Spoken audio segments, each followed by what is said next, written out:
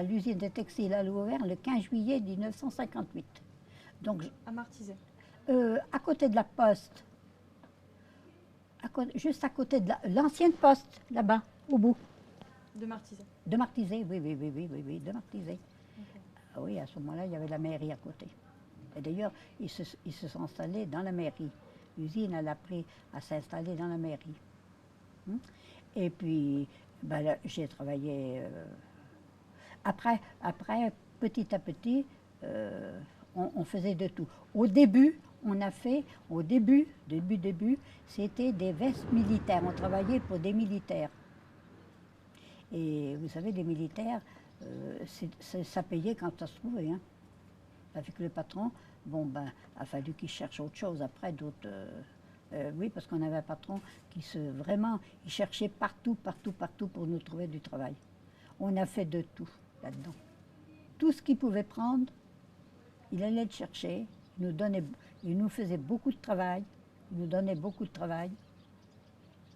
Et moi, je vais vous dire ce que je faisais, ben, je montais à l'école.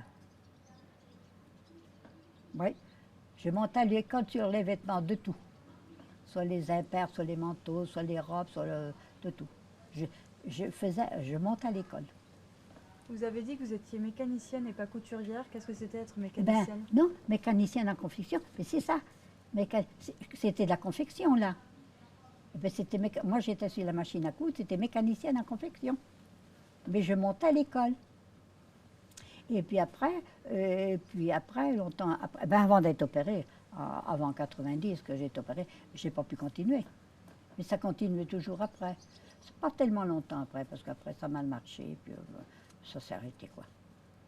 Mais moi, quand j'ai arrêté, il y avait du monde. Il était 98, je crois. Il n'y avait pas de syndicat. Ben oui, parce que de plus, il fallait un syndicat. Mais comme ça, on était en dessous. Il n'y en avait pas de syndicat. Et les hommes, c'était des coupeurs. Pour travailler, il fallait des coupeurs. Ben, il fallait qu'ils coupent pour qu'on puisse monter. C'était la chaîne. S'il y avait quelque chose, moi, on m'amenait des réparations à faire à la maison. Bon, il m'est égal. Ou s'il y avait quelque chose à en faire en supplément, on me demandait, ben, Marie-Rose, voulez-vous rester une demi-heure de plus, une heure, n'importe. Bah oui, je restais. Puis les machines à coudre, oui, on était bien payés. Oui, celui qui coupait les fils, il était moins payé. Couper des fils, et puis on avait une responsabilité quand même. Moi, je sais que sur l'école, c'était dur, hein, parce qu'il faut arriver juste. Mais quand ça ne marchait pas, moi, je prenais ce que j'avais, soit un impair ou un manteau, je prenais sur mon bras avec le col, j'allais directement voir le patron au bureau. Et quand il me voyait arriver, il dit, tiens, Marie-Rose, elle a quelque chose qui ne marche pas. Oui, monsieur Berton, voilà, je ne peux pas faire ça. Il regardait, ah non, c'est vrai, il dit, vous ne pouvez pas monter. Ben, j'ai dit, non, je ne peux pas. Il a été voir les coupeurs, et bien, c'est qu'il s'était trompé de taille.